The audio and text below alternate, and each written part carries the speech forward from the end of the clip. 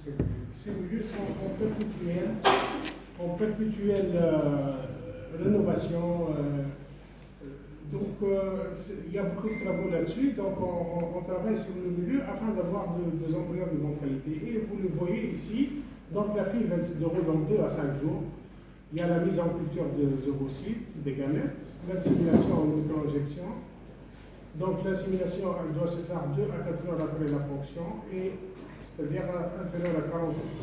À partir de 40 heures du déclenchement. La dilatation, c'est 2 heures en ici et 18 heures après la culture. La culture, c'est 2 à 5 jours. Le transfert, c'est entre le 2e et le 5e jour.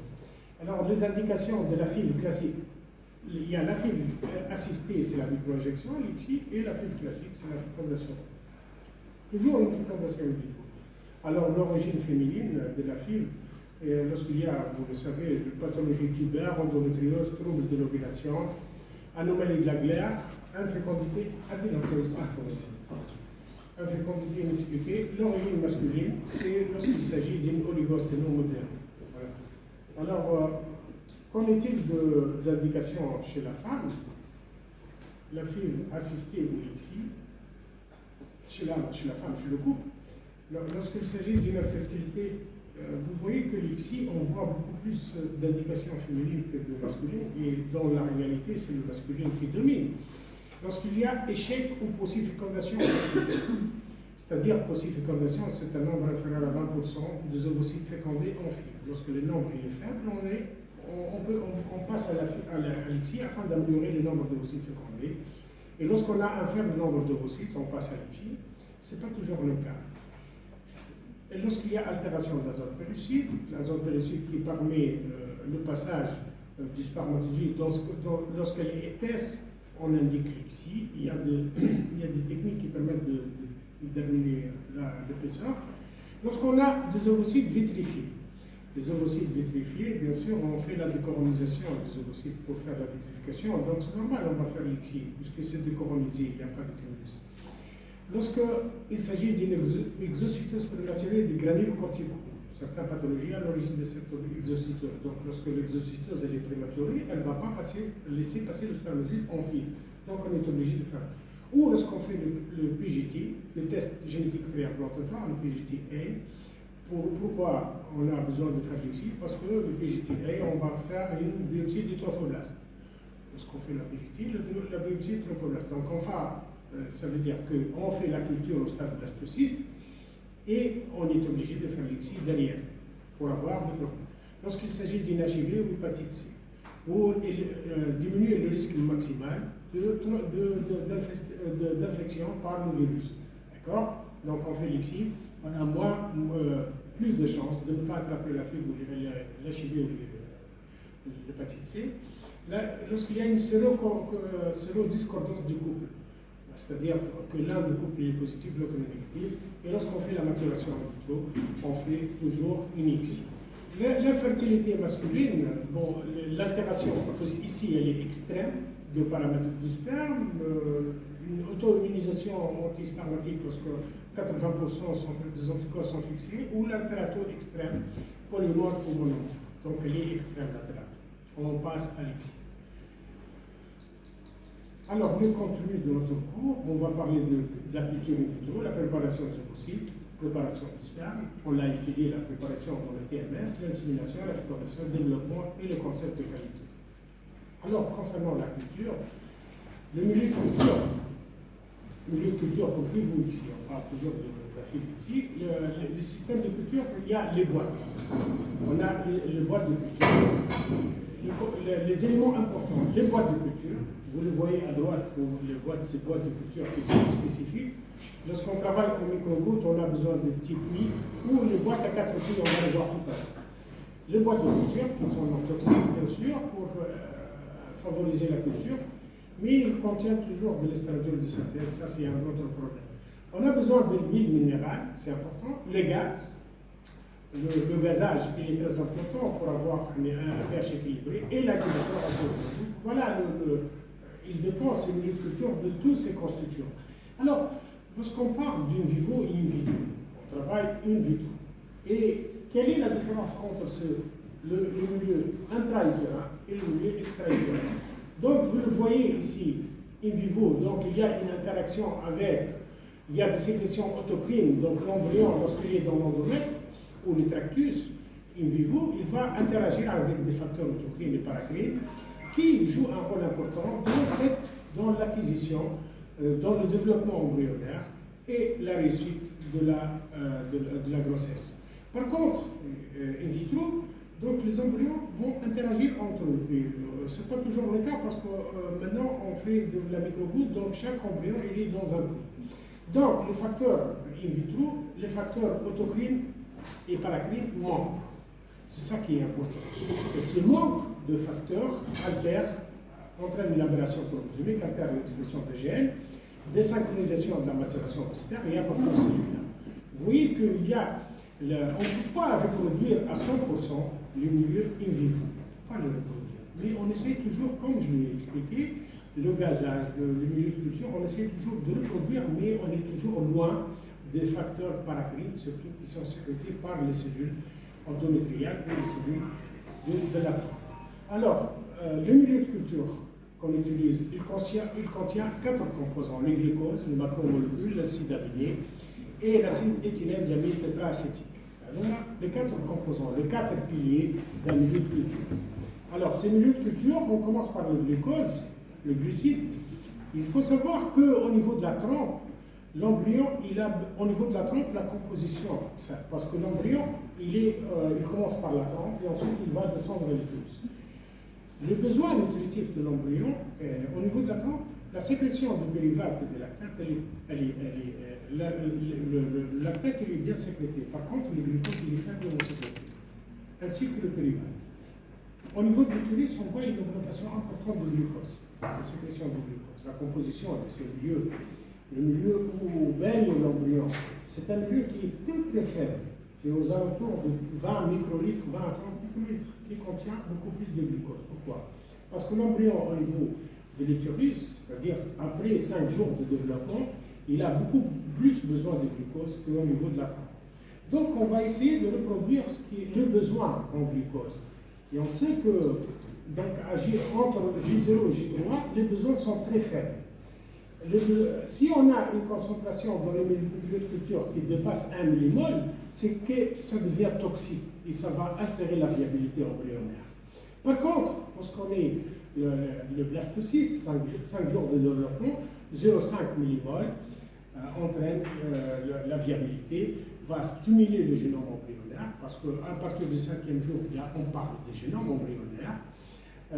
Ces génomes, lorsqu'il est stimulé, donc il va activer la biosynthèse d'énergie, biosynthèse de la membrane lipidique et biosynthèse des acides aminés. Vous voyez que les glucoses, l'action elle est toujours bénéfique, mais c'est la dose qui diffère selon le stade évolutif du développement embryonnaire. Ça, c'est les glucoses. Les acides aminés, deuxième facteur important, les acides aminés. Donc, il y a les acides essentiels et les acides aminés non essentiels.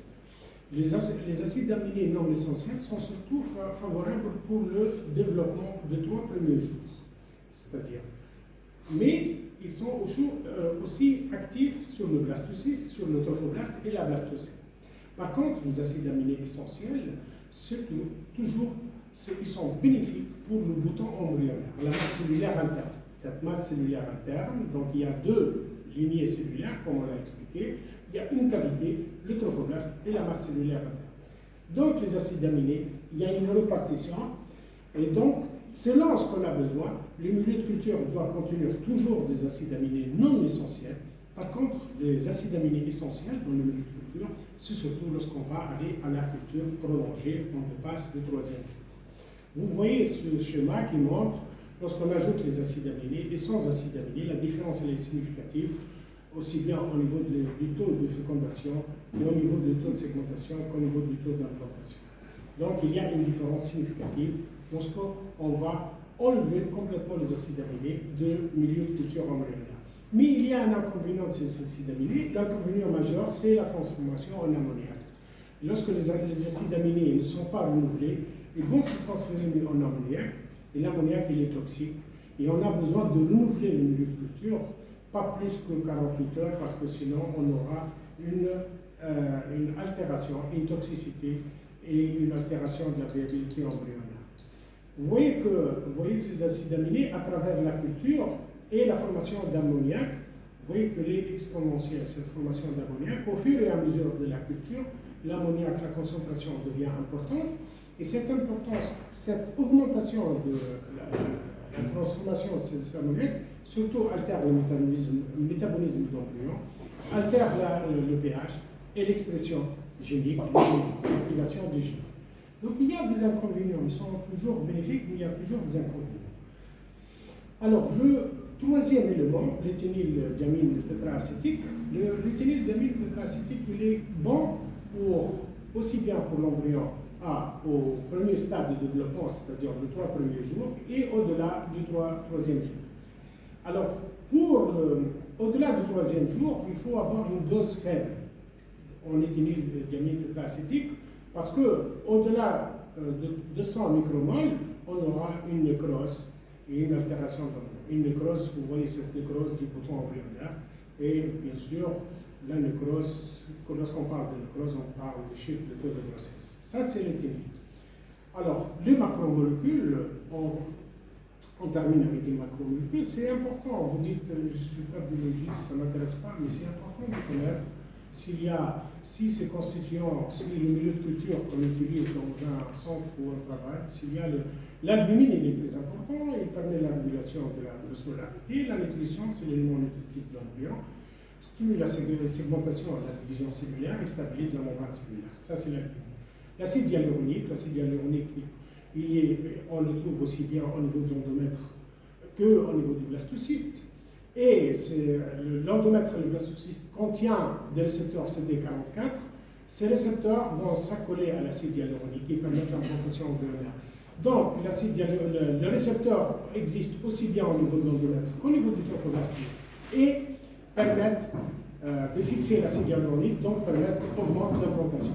Donc, dans certains milieux de culture, on peut utiliser l'acide hyaluronique, on doit rajouter l'acide hyaluronique dans le milieu de culture afin d'améliorer la plantation, puisque on sait qu'il y a des récepteurs qui vont permettre l'implantation, c'est-à-dire que l'accollement, l'adhésion de l'embryon, du blastocyste à l'endomètre, grâce à cet acide hyaluronique et grâce à la pression du récepteur CD44. Sans acide et avec acide hyaluronique, vous voyez l'implantation elle diminue et le développement fœtal, de même que le développement final. Ce qui est blanc sang et ce qui est noir avec l'acide hyaluronique. Alors ça c'est. Alors si on résume ces milieux de culture, entre le clivage et le blastocyste, le clivage c'est 0 à 3 jours et le blastocyste c'est 3 à 5 jours. Donc le clivage, au-delà du blastocyste, c'est le génome, c'est l'activation du génome. Le blastocyste, l'embryon, il est costaud, mais le besoin diffère de celui du clivage. Donc vous voyez le stade de clivage 0 à 3 jours, pauvre en glucose, les acides aminés non essentiels et l'éthényl tétradiamine. Par contre, le blasto, il faut ajouter du glucose, tous les acides aminés, parce que les essentiels, surtout pour le bouton embryonnaire, et il doit être pauvre en éthényldiamine tétraacétique. Donc voilà en résumé les milieux de culture qu'on doit utiliser, aussi bien, on doit changer, donc on n'a pas le même, si on utilise le même milieu pour aller jusqu'au blastocyste, on aura beaucoup de difficultés à avoir un embryon, un blastocyste de bonne qualité.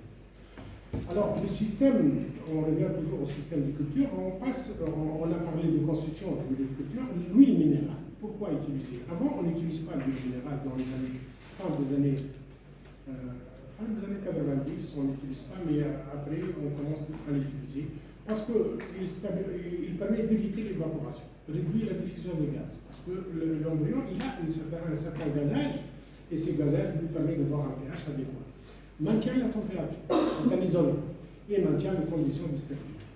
Donc, il absorbe aussi les toxines, mais lui, il contient quelques toxines. Donc, il y a quelques inconvénients, c'est pas l'ange sauveur, mais les avantages beaucoup plus que les inconvénients. On ne peut pas avoir que les avantages, mais il y a quelques inconvénients. Mais il joue un rôle important. Avec l'huile ou sans l'huile, la culture elle est complètement différente, le taux de blastulation il est complètement différent, et le taux de grossesse il est complètement différent. Le gaz, un autre élément, le gaz, Il y a plusieurs formules d'utilisation de gaz. Mais l'essentiel, c'est avoir une combinaison afin de permettre un pH dans le milieu de culture. Il doit être 7,2 à 7,4. Le milieu de culture, on a le pH optimal. Au-delà de 7,4, c'est toxique pour l'embryon. Donc le pH, la combinaison, avant on utilise 5% de CO2. Mais lorsqu'on commence à utiliser la culture de blasto, on a transformé le 5 en 6, on utilise 6% de CO2. Mais après, on utilise les 6% de CO2 aussi bien pour la culture prolongée, parce qu'avant, on avait un incubateur pour la culture, un incubateur pour la culture prolongée, un incubateur pour la culture au stade de clivage, mais après, on s'est dit que, avec l'évolution, on a trouvé que les 6% de CO2, 5% d'oxygène et 89% d'azote permettent un pH optimal pour la culture embryonnaire, et ça, c'est très important. Donc, l'oxygène, le 5% de CO2, voilà, à 5%, on obtient des embryons de bonne qualité, à 20%, c'est une nécrose embryonnaire, réduction de blastonaire, un faible taux de blastocyste et un faible taux d'implantation. 10% c'est intermédiaire, mais l'idéal c'est d'avoir 5% d'oxygène. Alors, on a parlé des gaz, on a parlé des gaz et l'oxygène, et ensuite on va parler des incubateurs. L'incubateur, qu'est-ce qu'il a pour rôle? L'incubateur, les 6% de CO2 permettent d'avoir un pH extracellulaire, c'est-à-dire un pH du milieu de culture, comme on l'a expliqué, les 6% avec les 5% et l'azote, 7,2 à 7,4. Et il y a le bicarbonate de sodium aussi, il doit être dans le milieu de culture, le bicarbonate de sodium, il est à 25 millimoles par litre. Donc il permet aussi, ce bicarbonate, il permet aussi il joue un rôle dans l'obtention de ce pH. Par contre, le pH intracellulaire, dans la cellule elle-même, il y a deux pH. Il y a le pH du milieu de culture et le pH intracellulaire, pHI. Il doit être à 7,2 et non pas 7,4. Le pHI, grâce aux acides aminés et surtout les lactates, la présence de lactates qui joue un rôle important. Et avec le gazage et tout ça, on ne peut pas avoir un pH avec que le lactate, donc bien sûr le gazage, l'oxygène, le CO2 et la présence de lactates, c'est bien surtout les lactates qui permettent de... Voilà les conditions optimales, vous voyez les conditions optimales pour permettre cette culture embryonnaire et l'obtention des embryons. Alors les incubateurs, il faut savoir que les incubateurs doivent être spécifiques pour la fibre. On ne peut pas utiliser n'importe quel incubateur pour la fibre. Pourquoi? Parce que s'il contient des métaux toxiques comme le cuivre ou autres, le cuivre il est antiparasitaire, mais il est toxique ce cuivre. Donc on ne peut pas utiliser des incubateurs qui sont toxiques. On utilise des incubateurs à base d'inox, qui est toujours moins toxique. Des incubateurs qui permettent une faible déperdition de gaz. Donc ils sont bien compartimentés. Ce n'est pas un incubateur à ouverture large où lorsqu'on ouvre, on va avoir une déperdition de température, une déperdition de gaz, et toujours on aura une fluctuation du pH. Si on n'a pas on ne peut pas conserver ces conditions de culture. Donc plus le nombre d'incubateurs augmente, plus le taux de grossesse est important. Si on fait 1000 ponctions par an, on doit avoir un minimum de 8 incubateurs. Ça, c'est une image qui montre un incubateur de paillasse, bien sûr. C'est un incubateur qui est compartimenté à 10 chambres. Pardon. Pour chaque chambre, on peut utiliser un patient, ou au maximum 2 patients, 2 couples. Et lorsqu'on ouvre, on a une déperdition que de cette chambre. On ne va pas toucher le reste. C'est pourquoi je vous dis qu'elle doit être compartimentée, cette répartition. Voilà les incubateurs classiques, elles sont compartimentés, il y a 8, mais la déperdition elle est toujours importante. Il y a 8 compartiments, donc pour chaque compartiment, donc le CO2, le gaz, la température doit être à 37, le mélange doit être le pH à 7,2, 7,4, et il y a une pression osmotique, donc la pression osmotique, parce qu'il y a toujours de l'eau, les incubateurs sont toujours humides, ils permettent une pression osmotique. Et donc, le milieu de culture contient comme on l'a expliqué, les bicarbonate de sodium afin d'avoir un pH un pH du milieu de culture entre 7,2 et 7,9. Voilà en ce qui concerne. Là, vous voyez, c'est un time-lapse qui embryoscope. C'est beaucoup plus performant. Ça va coûter 1 million de dinars, 1 milliard de dinars, pardon, 1 million de dinars, oui, milliard. Donc 1 million de dinars, c'est pas à la portée de tout le centre. Et on sait bien que ces incubateurs, lorsqu'on utilise des choses performantes, parce que ça permet de suivre la cinétique, pour chaque embryon, on a un compartiment. Il a le pH, la concentration en gaz et en bicarbonate. Alors on passe à la fécondation in vitro, comme voilà, donc il y a le recueil des gamètes, la fécondation, la culture et le transfert embryonnaire. Alors la ponction, comme certains parmi vous ont assisté, donc la ponction c'est 36 heures après le déclenchement, donc sous échographie, en anesthésie. Donc on va ponctionner ces follicules, on va les ponctionner. Vous voyez la répartition n'est pas homogène, on va les ponctionner. On aura un liquide folliculaire qu'on va donner au biologiste et le biologiste va chercher au niveau de ces liquides, il va chercher le complexe immuno-ovocytaire. Voilà, d'accord? Donc la recherche du complexe immuno dans le liquide folliculaire, elle doit faire sous l'eau et à température à 37 degrés. Il faut toujours conserver, il faut toujours préserver la chaîne de chaleur, c'est toujours à 37. Les ovocytes sont très fragiles. Une minute, au-delà d'une minute, dans les conditions de laboratoire, c'est-à-dire à 20 à 24 degrés, on aura une chute importante au niveau de toute fondation et de toute grossesse. Donc, il faut toujours garder cette chaîne de chaleur. C'est des plaques préchauffées, là où on met les boîtes pétries qui contiennent les milieux de culture. Vous voyez, on cherche et une fois les cumulés sont approuvés, on va les mettre dans cette boîte de culture. On va les mettre à l'incubation, dans la boîte de culture. Donc, la recherche se fait sous l'huile, à l'abri de la lumière, bien sûr, à l'abri parce que la lumière, elle stimule l'ovocyte, elle stimule l'activation ovocytaire. À 37 degrés, comme je l'ai expliqué, il faut toujours garder les 37 degrés, d'accord? Et le pH, 7,2 à 7,4. C'est-à-dire 7,2, c'est-à-dire qu'on va pas, on va toujours garder un pH stable, donc on n'est pas loin du gaz, on est toujours gazé, toujours relié à l'incubateur. Vous voyez ce cumulus en microscope optique, comment on le voit? On voit ici, ça c'est un complexe cumulus, l'ovocyte il est là, il est un peu foncé, l'ovocyte il est là, il est un peu foncé. On a 1, 2, 3, 4, 5, 6, 7, 8, 9. 9 complexes cumulo-ovocytaires dans cette boîte pétrie.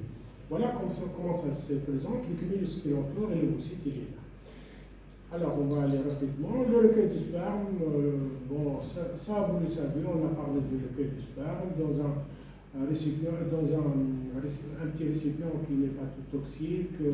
Vous voyez le code à barre, certains centres utilisent le code à barre pour les patients, pour garder l'animal. Donc on fait une petite analyse du sperme et on va traiter le sperme selon la centrifugation sur le gradient de densité. Et ensuite on va procéder à l'insémination.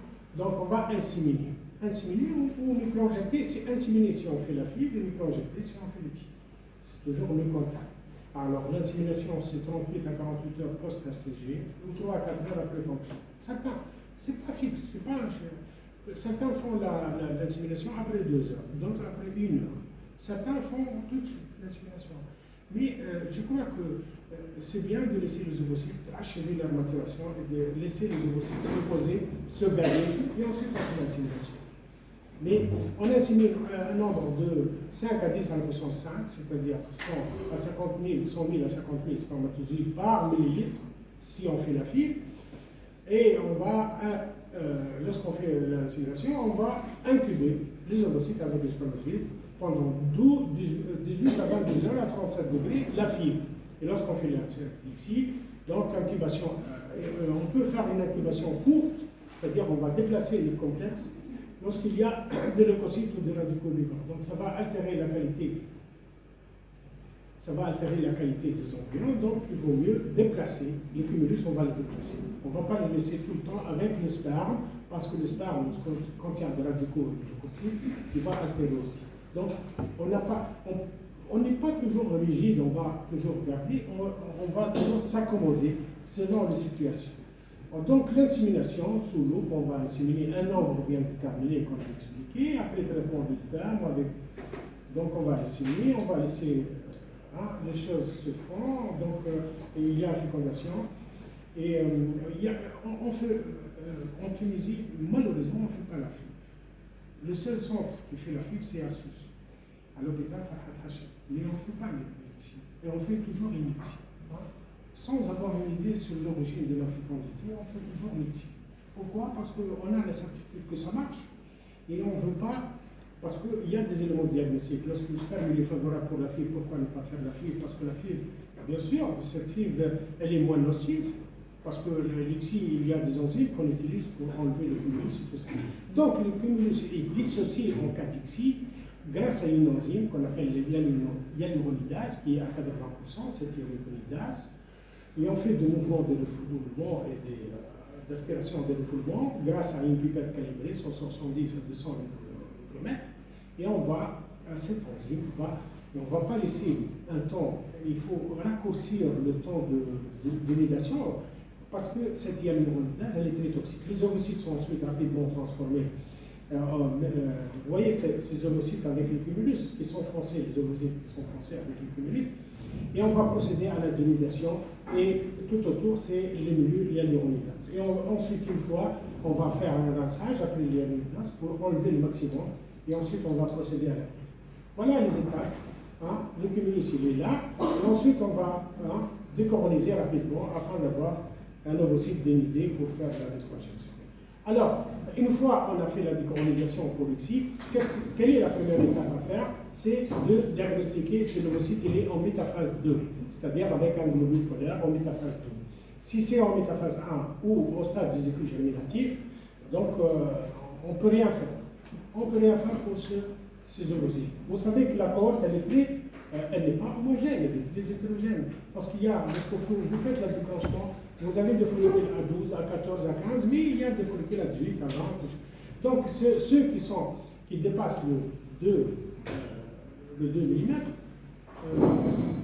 pardon, le 20 mm, donc ils sont, en principe, c'est les ovocytes qui sont en métaphase 2. Et ici, il y a le post-mature, le mature et les prématures. C'est le prémature, le mature, il y a les post-matures qui sont denses. Un ovocyte normal, de bonne qualité, cytoplasme nucléaire homogène, globule polaire intact, espace périvitellin, c'est ça l'espace périvitellin, il est un peu soulevé du côté du globule polaire, ensuite il est réduit, et les zones péricide, elle est claire. La zone péricide, elle est claire. Voilà un ovocyte de bonne qualité.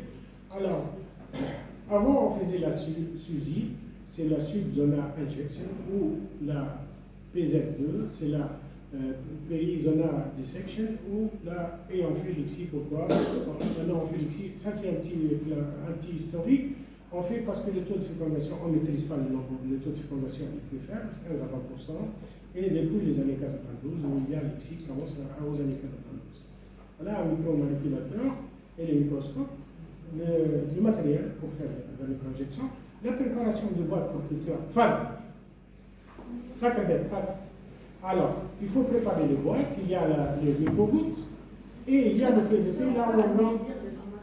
Non, on ne peut pas parce que c'est en PDF et je n'arrive pas à voir le. Alors, les préparations de boîtes pour culture, pour micro-injection, vous voyez des petites gouttes où là où on met les ovocytes et le sperme il est en PVP, le polyvinyl pyruvate, qui permet de ralentir le mouvement spermatique.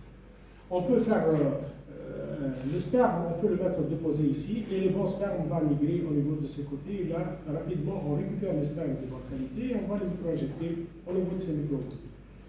Alors, la micro-injection, voilà, on va immobiliser le spermatozoïde. L'immobilisation et la dissection de la membrane qui est très importante. Si on ne dissèque pas, si on ne déchire pas cette membrane cytoplasmique, on n'aura pas de facteurs cytosoliques plasmatiques qui vont activer l'ovocyte, parce qu'à l'injection, il y a sécrétion de facteurs spermatiques qui vont activer la réaction, qui vont activer la méiose ovocytaire et la reprise de la méiose pour expulser le deuxième globule.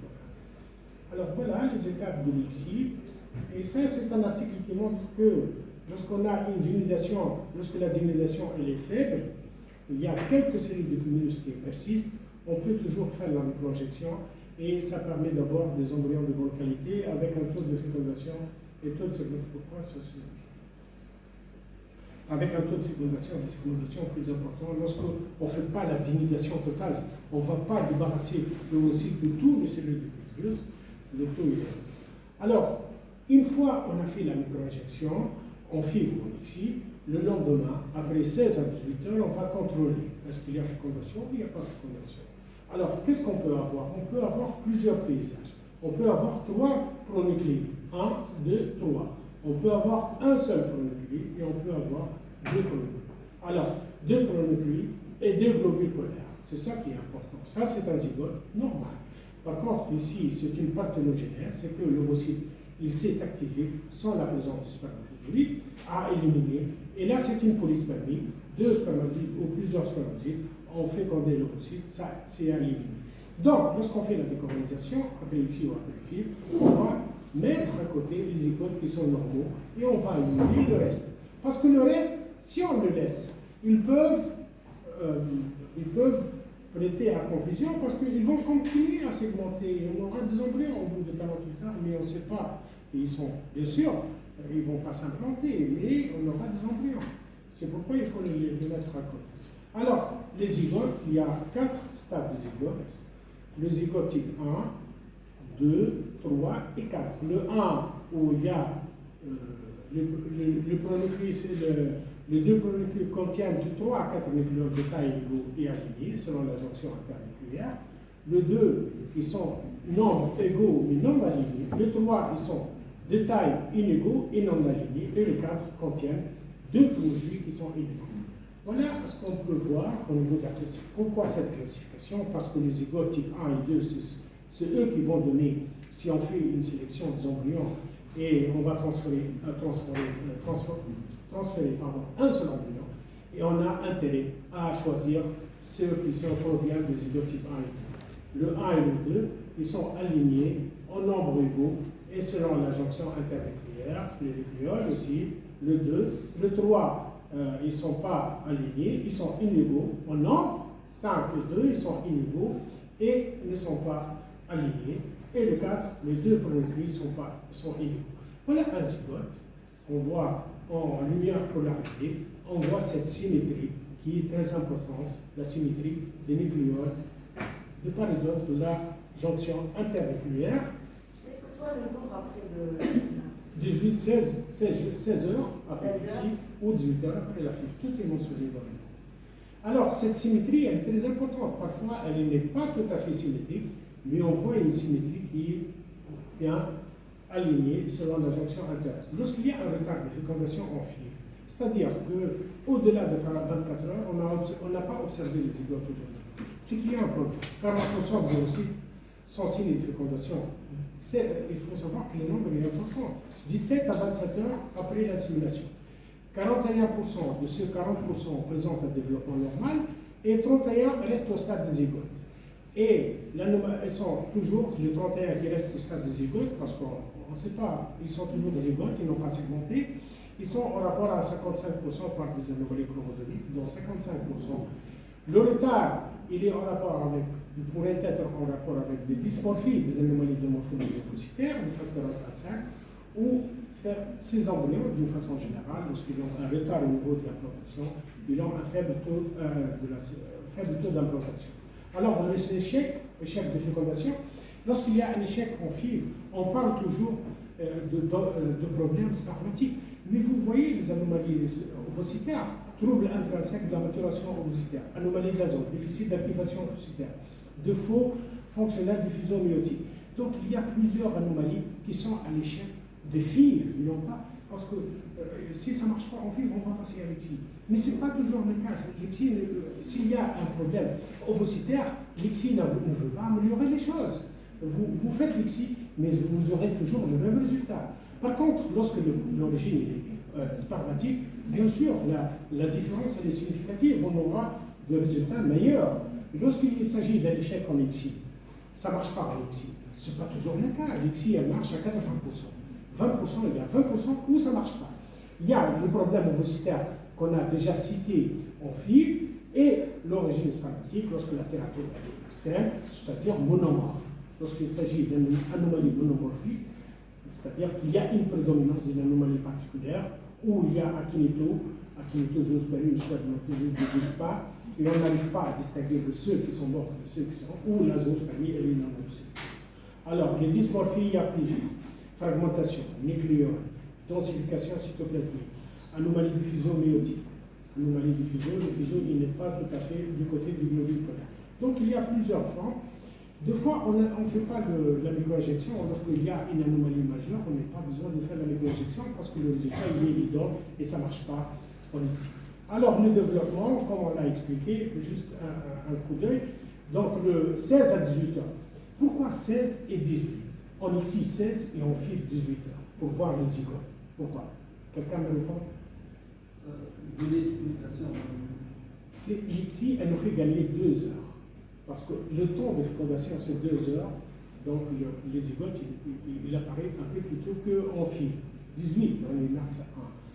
AJ1, donc de cellules, AJ2, c'est 4 cellules. AJ3, c'est 8 cellules. AJ4, c'est le morilla, on parle de morilla, la fusion cellulaire. Et AJ5, c'est le blasto, le bouton et les trophoblastes. Alors, la qualité de l'embryon, elle dépend de la présence de la régularité du blastomère, la présence du cyto, les nucléoles, le stade évolutif. Et on a des classifications aussi bien. Les zygotes, on a classé, la classification embryonnaire. La classification embryonnaire, c'est surtout basée sur la fragmentation cytoplasmique. La présence de fragmentation. Inférieure à 10%, c'est le type 1. Inférieure à 20%, c'est le type 2. Et entre 20 et 50, c'est le type 3. Au-delà de 50% de fragmentation.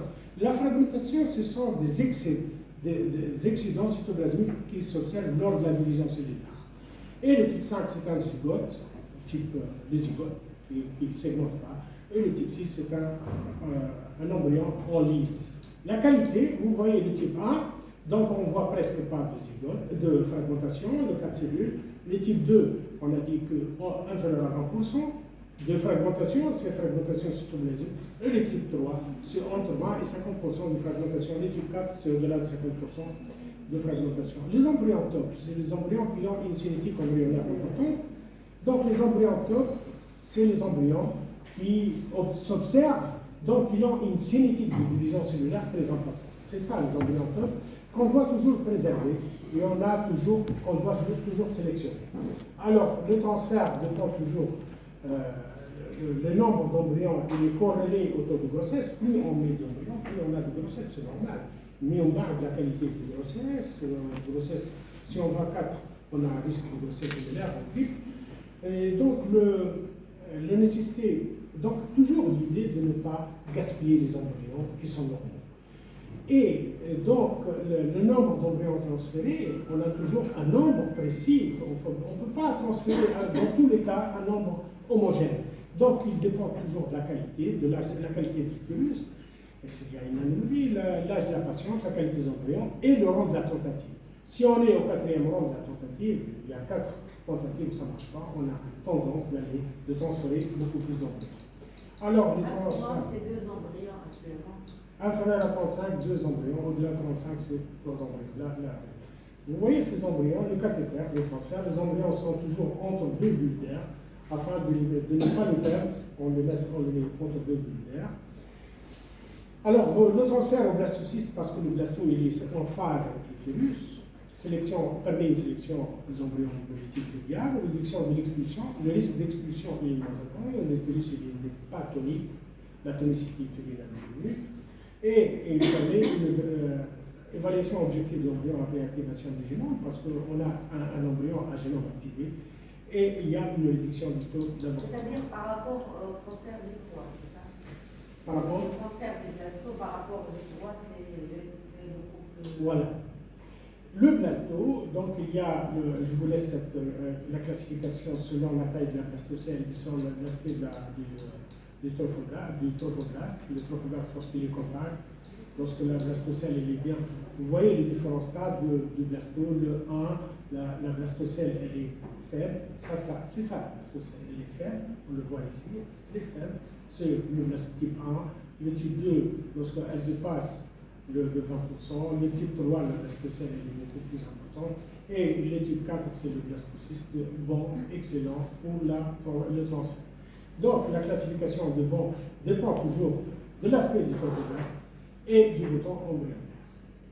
Alors, le concept de qualité, il faut savoir qu'il y a toujours un contrôle continu au niveau d'un centre de FIV. Il faut que la température ambiante soit de 20 à 24. Pour résumer, le cours d'équipement, 20 à 24 degrés. Il faut avoir un film anti-UV au niveau des vitres et toutes les lumières. Un filtre anti-UV qui doit éliminer les UV.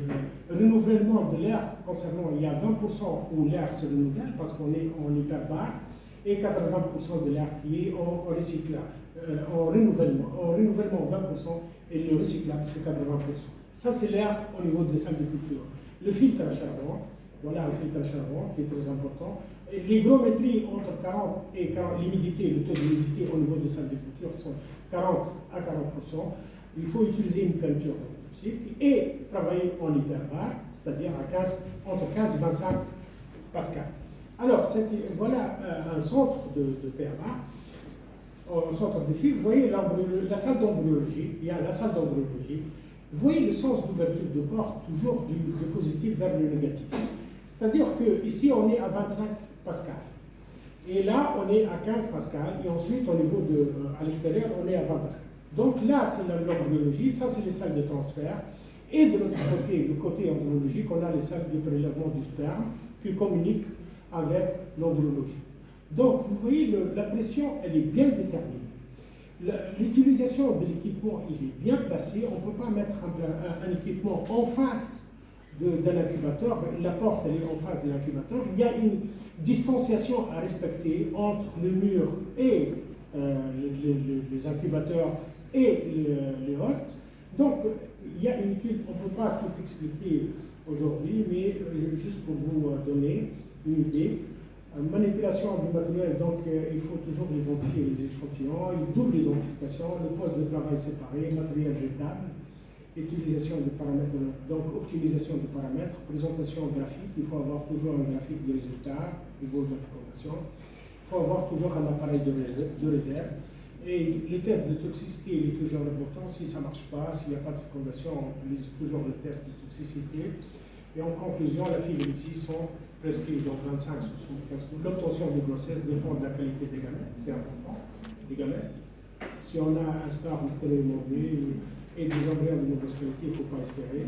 La qualité de l'utérus, l'âge de la patiente, la durée d'infécondité, le milieu de culture qui joue un rôle important parce que ça dépend toujours du budget et des choix. La vitrification permet d'augmenter le taux cumulatif de grossesse parce qu'on utilise de plus en plus la vitrification et ça permet de réduire le taux de grossesse. Alors j'ai terminé, vous avez des questions? Allez, je laisse la place. Je vais commencer à 8h20, docteur Benoît.